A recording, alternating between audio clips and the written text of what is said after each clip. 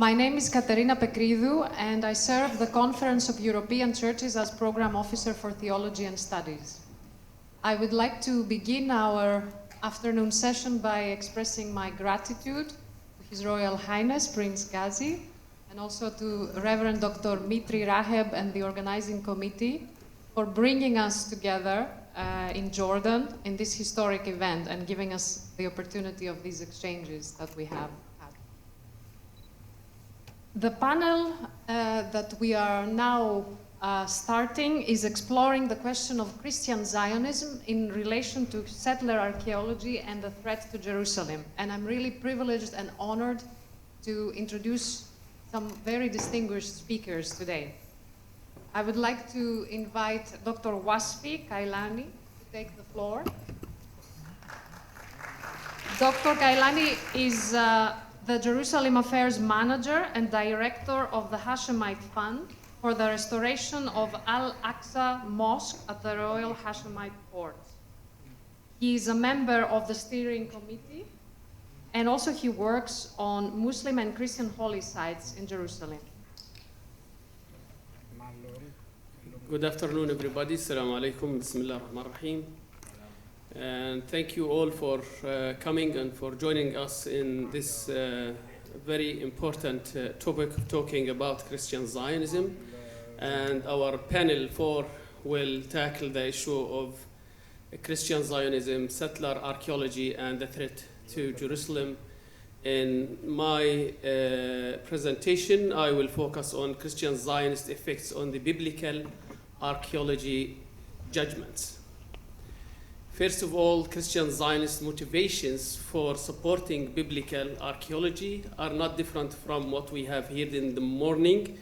They were driven by the idea of restoration of the Jewish people to Israel by divinely ordained event.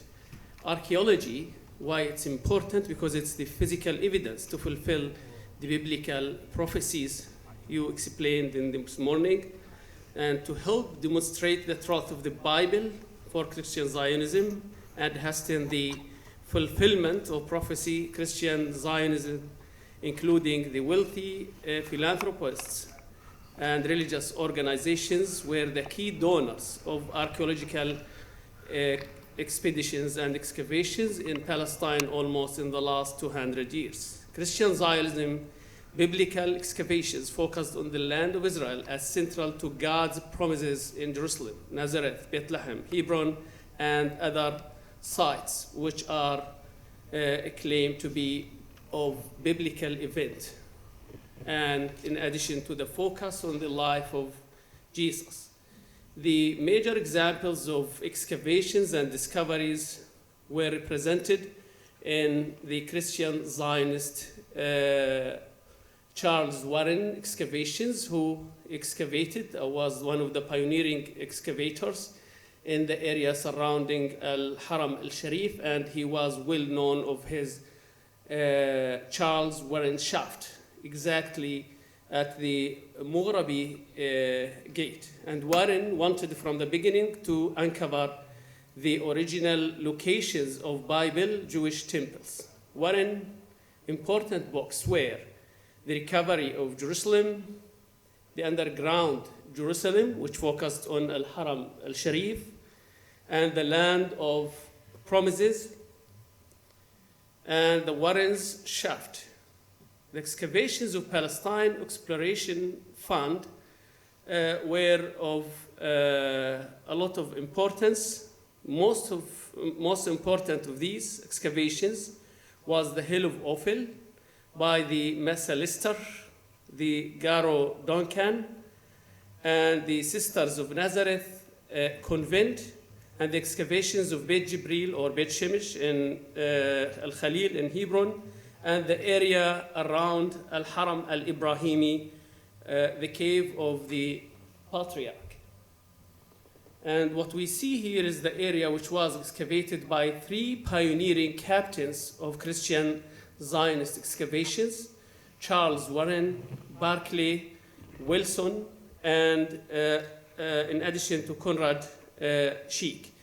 The Protestant Christian Zionists found the British Palestine Exploration Fund in 1865, with Queen Victoria's assent, the fund sent British military officers to map the territory beneath the Jerusalem, and the hope was to find tombs of David and Solomon, or the Jewish temple, and as much as they can find artifacts relating to the Old Testament. Charles Warren was the Anglican pious, very well known of using the gunpowder to blast his way through the blocked passages. And he was the most famous missionary of the Palestine Exploration Fund. And among the pioneering stories also was the biblical archaeology, unconfirmed claims, which began in 1863 when the French senator du Saulcy excavated what he described the tomb of kings at the end of Sharia Salah ad-Din, almost at the edge of Sheikh Jarrah. And he declared an inscription on its side to be the ancient Hebrew and the remains of Zidki Yahus. Both claims proved to be wrong by scholars and by the Jewish community. The language was Aramaic, and the woman had been buried there was in Roman times, but the exhibition of the stone casted at the Louvre created sensation in Europe, and it has been and continued to be exhibited until today. In 1883, the biblical scholar Thomas Newberry designed the three-dimensional model of the Jewish temple. The model was featured as centerpiece of the Anglo-Jewish historical exhibition of art, which was called Judaica. The model has become a biblical exploration, and it continued until today to be one of the motivations for Christian Zionist archaeology in Jerusalem and in Palestine. This model is Conrad Schick's 1885 model of the Second Temple,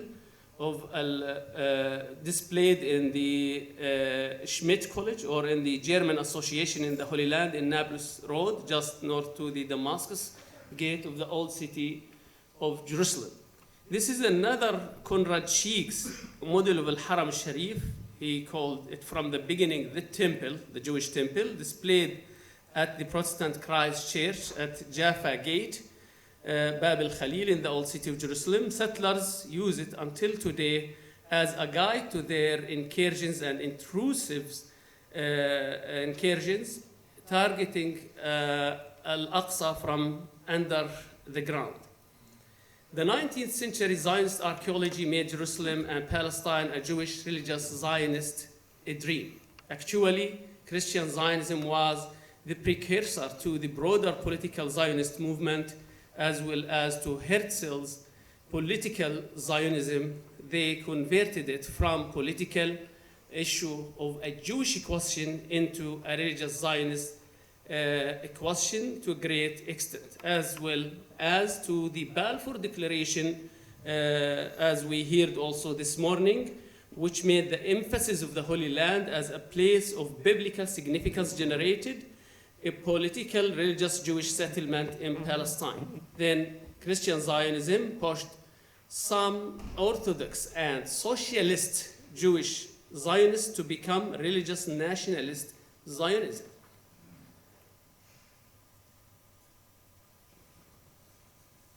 Christian Zionists viewed the establishment of the State of Israel after 1948 as a fulfillment of biblical prophecy. Then they continued to influence Israeli archaeology, particularly in the context of reinforcing the Jewish historical and biblical connection to the land. They endorsed any effort seeking for evidence that could link the modern state to the ancient Israelite past. Christian Zionism supported any projects toward fulfilling their religious convictions about the second coming of Jesus. Christian Zionism organizations such as the International Christian Embassy of Jerusalem promoted the idea of Jewish people's ancient ties to Palestine, and they promoted a lot of archaeological tourism in Israel, which often emphasize the biblical Jewish significance of various sites. Israel archaeology in post-1948 and post-1967 became then extremely politicized. Christian Zionism continued to support the belief in the biblical accuracy of the Jewish narrative. Archaeologists in Israel influenced by Zionist ideology, whether secular or religious, emphasized biblical accounts of ancient Israel. For instance, the discoveries like the Dead Sea Scrolls and the findings at sites of Tel Dan were the famous claim of House of David. With the post-1967 excavation around the Haram Sharif, Christian Zionism supported the Jewish settlers' control and many illegal excavations and interpretations of biblical archaeology. Christian Zionism then changed the status quo of Jerusalem and contributed a lot to the change of status quo at Al-Aqsa Mosque, at the Western Wall, as well as in Silwan and many places in Palestine.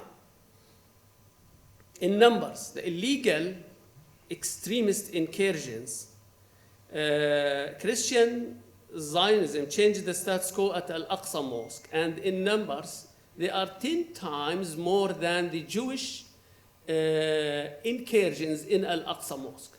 And they actually prepared the way for the Jewish extremist incursions in Al-Aqsa. Yes.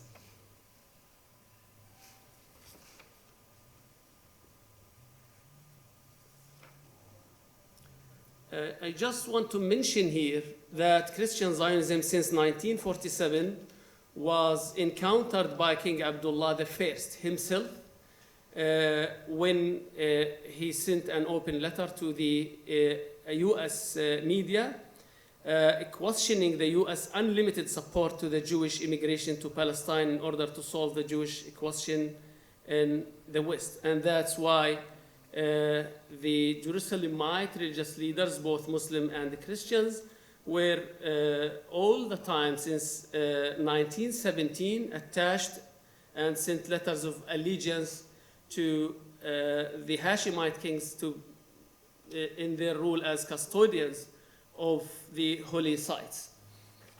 I just go very quickly through these slides. You will find in the white paper in your this conference bag of Sharif Hussein presence in Jerusalem, and he is buried in Jerusalem. Then King Abdullah I and his many visits to Jerusalem. Then King Hussein, who received so many leaders in Jerusalem, and these are a few of the renovation projects in Al-Aqsa Mosque, as well as the Holy Grave in the Holy Sepulchre. And these days we are, I think, making a big advance or progress in the comprehensive restoration of the Church of Holy Sepulchre. But Christian Zionism again is back to damage and destroy a lot. And this is the contribution of the former US ambassador in Jerusalem, Friedman, and he was accompanied by another White House Middle Eastern envoy, Jason Greenblatt, and he was followed later by Pompeo, the US State Secretary, who met with Netanyahu in front of a destructed Al-Haram Sharif, replaced by a Jewish second or third temple inside the Western Wall tunnel. And this is continuous. And many of these damages were either faced by Western silence. Look at these damages of the Qibli Mosque, for example, or this inhumation of the Muslim prayers inside the Qibli mosque, and Muslims' access to Al-Aqsa is still banned most of the time of the year, while many Muslim layers inside the old city, especially inside the Western Wall Tunnel, are converted. For example, this Khan Tenka's hall into a Jewish synagogue, and this is an example of implanting fake graves, but there are so many other examples of price tag attacks and aggressions against the churches of Jerusalem, and the Western silence because of Christian Zionism was all the time one of the reasons why the church leaders were afraid to speak up with regard to these problems. But the major supporter of Israeli aggressions in Jerusalem is the US, and the main example of the US withdrawal from UNESCO due to the condemnation of the aggressions against the old city of Jerusalem heritage and the recognition of UNESCO of Al-Aqsa Mosque as Al-Haram al-Sharif. US joined Israel for 3 years in withdrawal from UNESCO. In conclusion, Christian Zionism had a lasting effect on biblical archaeology in Jerusalem and Palestine since the 19th century onward. This is still continuing. Christian Zionism, selectivity, and theological influence on archaeological projects has overwhelming interpretative influence on scholars and archaeologists. The alliance of Christian Zionism and Jewish Zionism, understood as US imperialism, amounts to theological, political, and fiscal support of endless colonial military occupation. 2024 congressmen Dr. Kalima, held, please could you conclude? Okay, I'm concluding with this sentence. Held a repentance prayer for former recognition of the roadmap or two-state solution in Palestine. This is a very sensitive subject. Should these imperial flagrant violations of moral archaeology in all the Middle East continue, they may lose, like many excavations may lose, and the results legitimacy, and we may face possible destructions. My recommendation is that the excavations of more than 50 years in Jerusalem and Palestine should be revised in order to double-check their accuracy and their influence on the narrative. Thank you. Thank you so much for presenting this very worrying evidence. Thank you. I would like to continue by having the second presentation. Invite Dr. Ghassan Nagagre? Najagre? Yeah, Najagre. Yeah. Okay. Thank you. He is professor at the Dar al-Kalima University in the field of sustainable cultural tourism. You have the floor. Thank you, Katrina. First of all, thank you to His Royal Highness Prince Ghazi bin Mohammed bin Talal. Thank you, Reverend Mitra Rahib, for this great and necessary gathering in this time. I would like to talk about Christian Zionism and biblical archaeology, an ongoing narrative. I'm not a preacher, so I will read. The goals of biblical archaeology in Palestine became evident from the late 19th to the early 20th century. Numerous archaeologists and expeditions concentrated on concepts primarily aimed at uncovering antiquities mentioned in the Old Testament. During the initial excavations of major archaeological sites in Palestine, such as Tel el-Mutasallim, Jerusalem, and Jericho, archaeologists believed they were uncovering the lost biblical cities of the Old Testament. This quest for Old Testament relics intertwined with the objectives of the Zionist movement that emerged alongside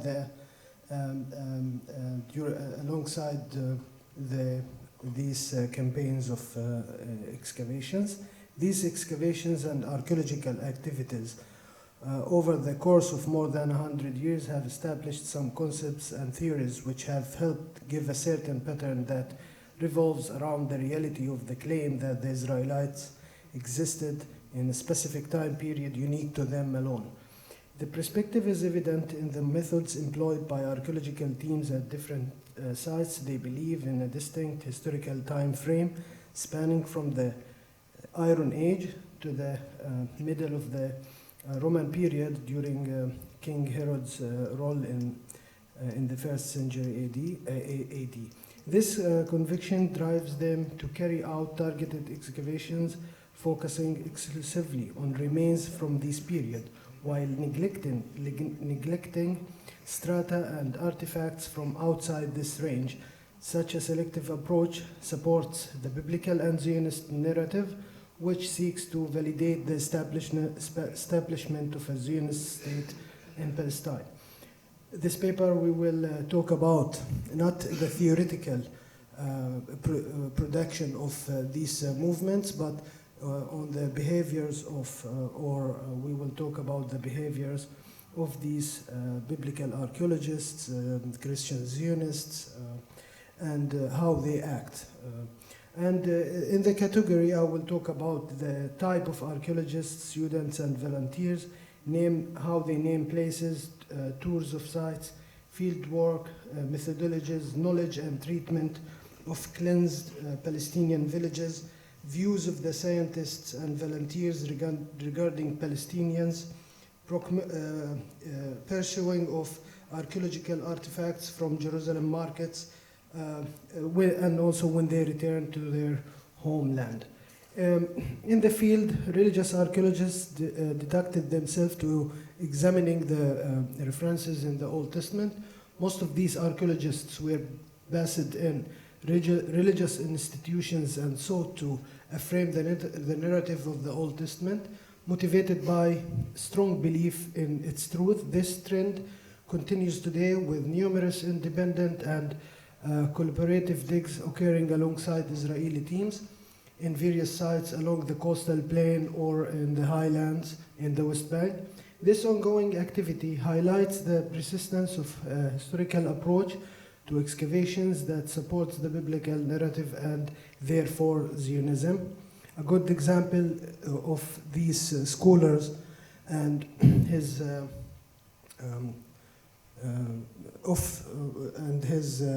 students is in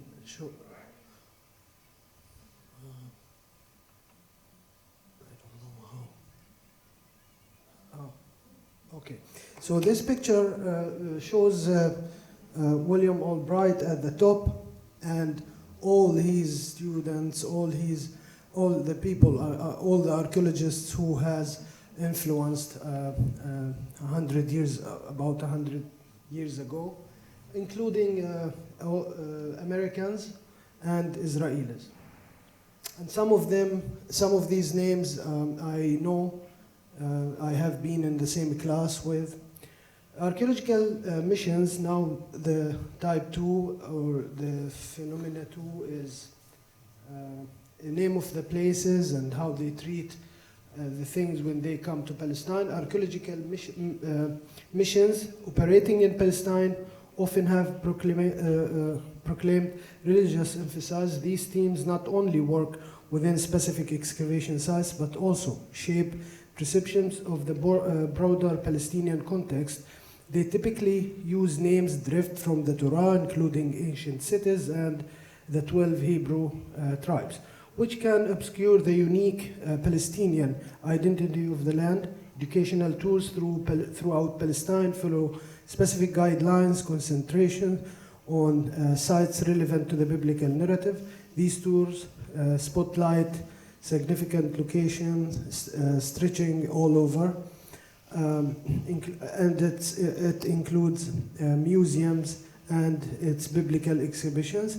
Consequently, much of Palestine's extensive history is summarized in a few sites believed to be referenced in the Old Testament, while other significant sites are silenced. In addition, nowadays they frequently practice aside or in addition to tours and excavations, they participate in archaeological projects in settlement universities such as Ariel. This involvement includes conferences, lectures, and such. Now, the methods applied, which is important, the archaeological site, reveal a combination of Zionist ideas and biblical viewpoints. These commitment to documenting and conserving antiquities is particularly evident at major excavation sites, especially when uncovering layers linked to the biblical history. This deduction increases the preserved importance of their work, particularly among new students and volunteers. The archaeological schools focus on periods believed to relate to the Israelites, aligning with the stated and unstated goals of their missions, yet a contradiction arises in their narrative regarding antiquities from pre-biblical or after biblical, which is Bronze or Byzantine, Islamic and Ottoman period. And these are neglected at all, and even they make jokes and fun when they found such antiquities in the sites. And now often biblical archaeologists excavate near or beneath certain cleansed Palestinian villages, discuss these sites in the archaeological and historical framework. They may briefly mention that these villages were abandoned by their inhabitants, which Arabs or Bedouins, to normalize or minimize the importance of these cleansed villages, which not to talk about the Nakba and replacement of the people. And then they remove their remains. All of these reinforcement practices that promote the Zionist narrative among foreign archaeological teams, along with their students and volunteers, and which also prevent them, or they prevent themselves from interacting with the Palestinian community, and the Palestinian community would be pictured as a marginalized community, irrelevant, which means that Hebrew and all the traditions, all the heritage they will get from the Israeli side. Instead of visiting Bethlehem or Hebron, they will go to Tel Aviv to eat hummus.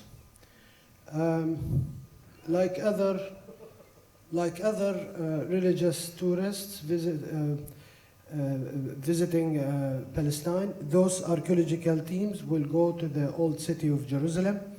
They buy antiquities that comes from the West Bank, which the Israelis legalized, and by buying these antiquities, these teams are complicit fully to the idea of stealing antiquities and getting them to go outside of Palestine in exhibitions and personal collections in museums or universities.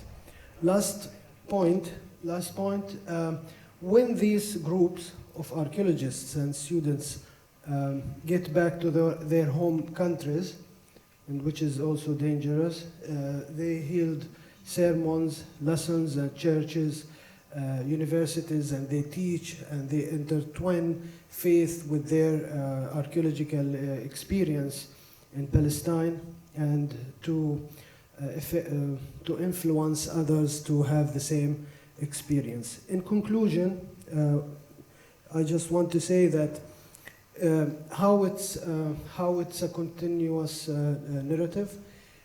Like at the beginning of the archaeological excavations, the biblical archaeology focused only on the sites and creating theories and finding places. But the aftermath, the reflection of these theories, of these activities and excavations became deeply embedded in the behaviors of the people who go to excavate in Palestine these days.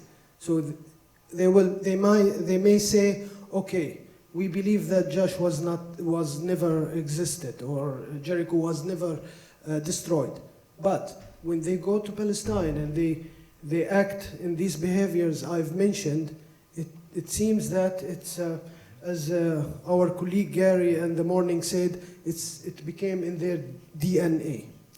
So I stop here. Thank you very much. Thank you, Dr. Najazreh. I would like to invite our third speaker, Dr. Zaidan Kahafi, to take the floor. He is the president of Yarmouk University. Not anymore. Okay. Former president of Yarmouk University. And he's a Jordanian archaeologist and academic who has led several excavations in Jordan and the region around. Bismillah ar-Rahman ar-Rahim. Your Royal Highness, Prince Ghazi bin Muhammad, distinguished participants of the conference, ladies and gentlemen, Assalamu alaikum. I'm really honored and privileged to be invited to present at this very important scientific gathering. To start with, please allow me to mention this information. That is, in the year 69-70,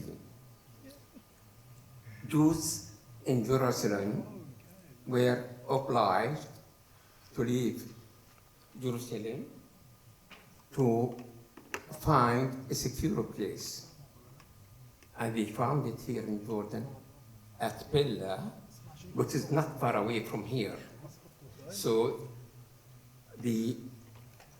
this means that Jordan was and still a secure country for all people, all through it.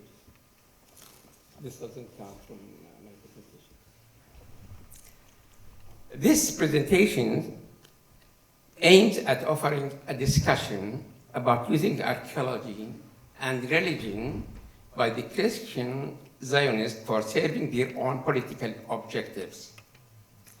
This claim was first adopted by the European and American theological foundations, represented by the archaeological institutions such as the Palestine Exploration Fund and the American Schools of Oriental Research and others since their establishment. Geographically speaking, this study concentrates only on the southern part of Bilad al-Sham or the Levant because it was and still the main target of the biblical archaeologist researchers in the aim to prove the biblical narratives mentioning the history of the Israelites dated back to the Middle Bronze Age and the Iron Age. This means the period between or ranging from 2000 up 332 BC. To start with, I may say that it's clear, say it loudly, that we Muslims have nothing against other religions like Judaism and Christianity. Though these two religions were founded first in this land, and the first believers, they were the people and the locals of this land. And to mention, I may say that all prophets, Moses, Muhammad, Jesus, they came to this area and they were here in Jordan. This was always, the people, the Jews, the Christians, and the Muslims, they lived side by side here. And I remember my father saying that he raised in Jaffa, and he used to speak good Hebrew. He is from Jaffa, and there were Jews. They used to live side by side. This stayed until 1948, when the state of Israel was established. So everything completely changed by the Zionists. Unfortunately, the archaeological heritage of Bilad al-Sham has been subjugated since the second half of the 19th century to a logical identity change. In other words, some of the biblical narratives were applied to sites and archaeological objects by some archaeologists without any scientific evidence in the aim of achieving their political objectives. Well, I may mention that while the industrial and intellectual revolutions appeared during the 18th century in Europe, religious tendencies began to appear, especially in Germany, represented by the invention of biblical themes and chronologies and their application to historic events. For example, in the year 1787, the Department of History of the University of Göttingen, which was headed by Johann Gottfried Schlosser and Johann Gottfried Eichhorn, invented the term Semitic, derived from the name Sam, on one of the sons of Noah mentioned in the book of Genesis. Then the biblical terms and names began to be used. For example, Sam, Ham, and Canaan in historical context, studying the Bronze and Iron Ages, especially the period between 2000, our region between 2000 and up to 332. To conclude, all the mentioned above facts and the weakness of the Ottoman Empire may be added to them, led to the situation during the second half of the 19th century, when a number of research centers and schools were established in several European countries with the aim of providing the information cited in the biblical narratives. It goes without saying that European society at the same time began trying to get rid of Jewish nightmares that controlled their economy. The biblical narratives were the crutch on which Zionism relied at the Basel Conference held in Switzerland in 1897, which was organized under the leadership of Samuel Herzl, who called for the establishment of a homeland for the Jews.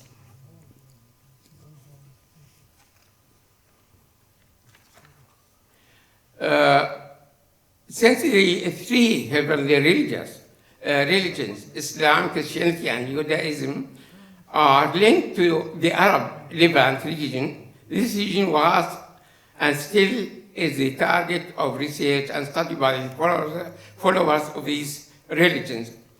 However, it is only Jewish theologians and political leaders who applied the biblical narrative to the archaeological remains to achieve their goals. Three biblical stories are the basis which the Zionists relies on its claim that has right to area extending between the Nile and the Euphrates rivers, and these are the following. The story of Abraham, the second story is the Exodus from Egypt, and the first two stories were and still are in need of tangible material evidence and written historical documents other than a religious book. I will jump, I think I have no time to read everything, but I will go to Jordan. First of all, I may mention that biblical archaeologists, they came first to this part of the of Bilad Sham with the Bible in hand and the spade in the other hand. Nowadays, people are coming, or biblical archaeologists are coming with the Bible in the hand and the flag in the other hand. I may give some examples here from Jordan, what those biblical archaeologists done during the last centuries. First of all, I may mention that I have been trained by biblical archaeologists at a site called Hispan. Indeed, that was my best excavation. They treated me very well because they came in the aim of finding the biblical site Heshbon. After they finished their excavations, believe me, they didn't find any traces of the Iron Age 1 period that was their aim to find. Other site, a few weeks ago, people here in Jordan, they were very much busy about a site called Klul al-Dhahab, where Finkelstein, an Israeli archaeologist, he published that they found an Israeli palace in a site not far away from here called Klul al-Dhahab. Indeed, the German guy who excavated the site, he didn't find anything saying that the site belongs to the Israelites. What happened? I went and I visited the site. The palace or the building they considered as a palace, it was very normal building. Indeed, the site itself, it locates in the Wadi Zarqa, and it has been named or called by the biblical archaeologists as Mahnaim. There are no traces for this period. Okay, I'll go very quickly. Other example, we have a site in north of Jordan called Tel Ermeid. Unfortunately, I mean, an Israeli group of archaeologists, they passed by the site in 2011, and they claimed that this is a site that belonged to Israel, old Israel, ancient Israel. Meanwhile, the excavator, Paul Lab, who excavated the site, he said that the site is completely Aramaic. So there is a big contradiction. Also to mention, there was an American group, a group from of San Diego State University. They excavated at Wadi Finan, and they claimed that they found the cover mines of Solomon. Indeed, we were very much astonished to ascribe those copper mines to Solomon because, I mean, there is no indication, no historical document found at the site. Even everything was Edomite. Why did they call this Israelites? Because they wanted to see it just like this. However, I may say that they are trying their best to prove that this area belonged to Israel, early Israel. I may say something also before I finish. Well, indeed, as an archaeologist, I went through all published archaeological historical documents. I couldn't find any information about a state or a kingdom which is called Israel belonged to the Iron One. This means the period between 1200 BC up to 1000 1000. And I have asked also my colleagues everywhere, do we have any evidence or written documents saying that there was a state or a kingdom of Israel with the capital, Urushalayim, during this period? And everyone said, we have no any information about this except in the religious books. With this I may end, and I'm very sorry if you don't understand my English language. I tried my best, however. Thank you. Thank you, Dr. Kahati. And last but not least, we have Dr. Omar Al-Ghul. He's professor of ancient languages and epigraphy at Yarmouk University and the director of the Jordanian Dead Sea Scrolls project. So you see, I have my clock too. Assalamu alaikum. It is definitely my utmost pleasure to be here talking to you today at this conference with the esteemed colleagues. The panels in the morning were extremely interesting and informative. So I wish very much to thank you, Professor Raheb, and to thank, of course, His Royal Highness Prince Ghazi for the invitation and the colleagues in the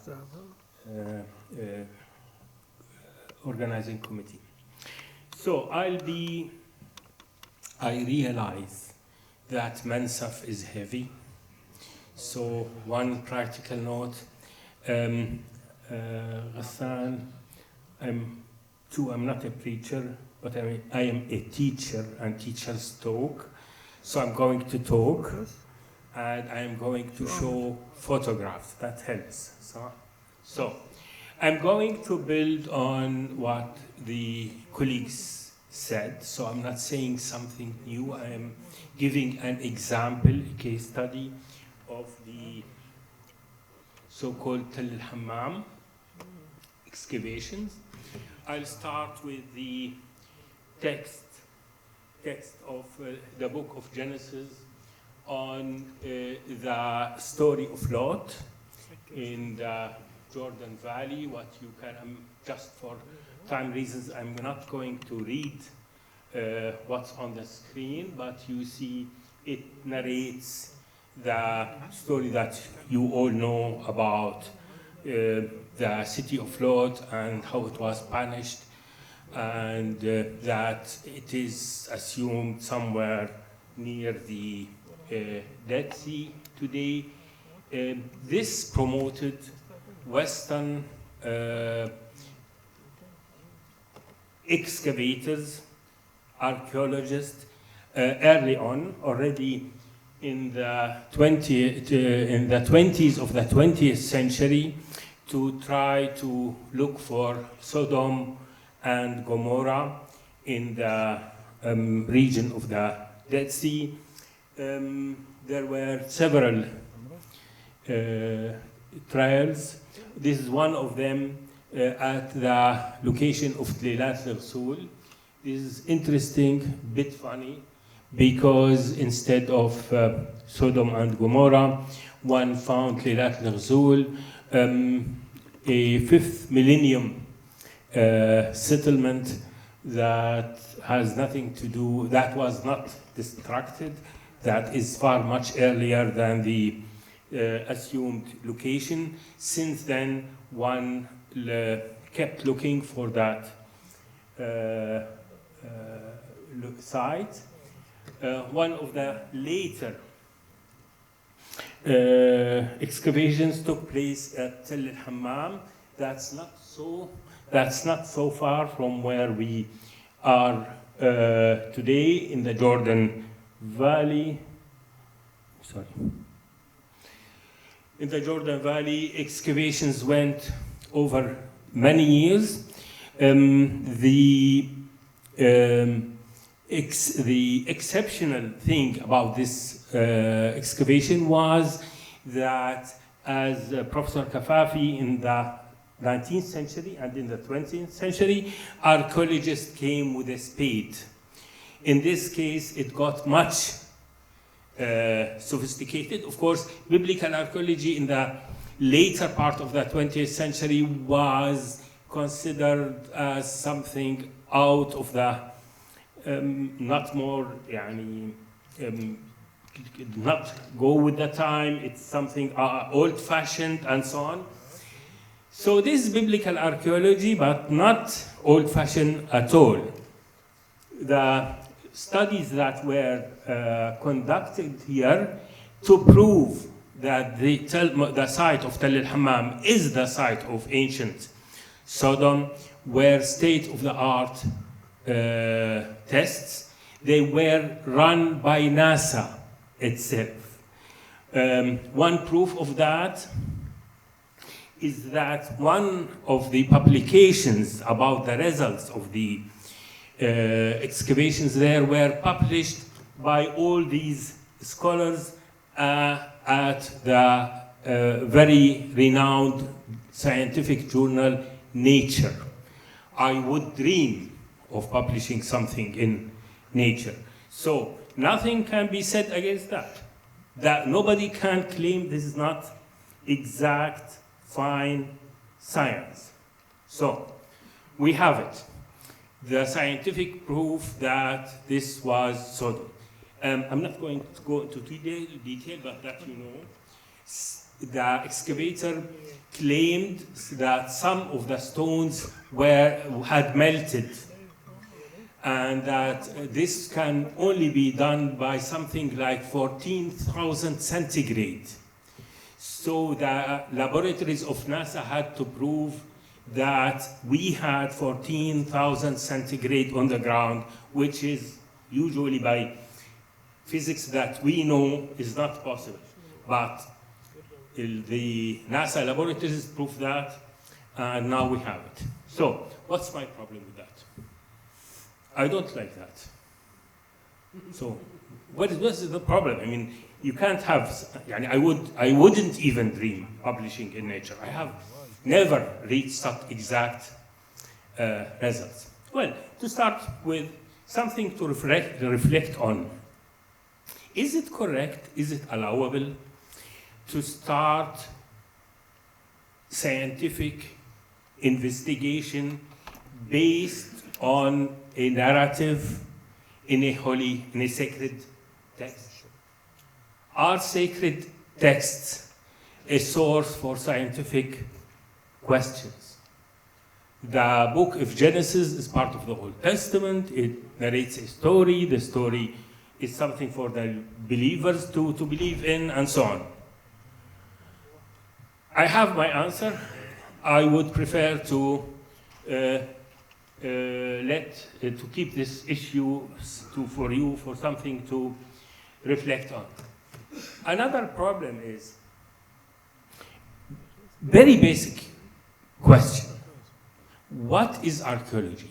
Why we do archaeological investigations? The very simple answer is that we want to understand how people lived in ancient times. We want to do that in order to understand ourselves, to understand the present, hopefully to understand, to foresee what's going to happen in the future. So how is it useful to prove that fairs so and so in the book of Genesis in the Old Testament is correct or not?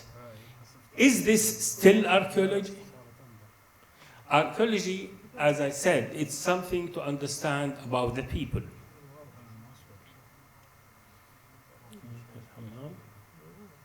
Yes, this is a reconstruction of the cosmic bodies that hit Tel el-Hammam somewhere in 15,000 BCE and caused the destruction, which would prove that the story in Genesis is historical and is correct. My question still, is that archaeology? We prove that the text is correct. What we found what the excavator found in Tel el-Hammam was something like this in the lower photo. The reconstruction is in the upper photo. We study, ladies and gentlemen, we study archaeology in order to understand people, how they lived, their spaces, their relationships, were their social classes, what was the relationships between the genders, what was the economic life, food production, for example, trade, international trade, and so on. put all these information together, we understand that ancient community and the archaeological excavation would contribute to our understanding of the people who lived here once. This did not happen at the excavation of Tell al-Hammam because the scientific question was a religious one, put from a religious point of view to prove the authenticity of the religious text. It did not contribute to our understanding of ourselves or the human people who live there.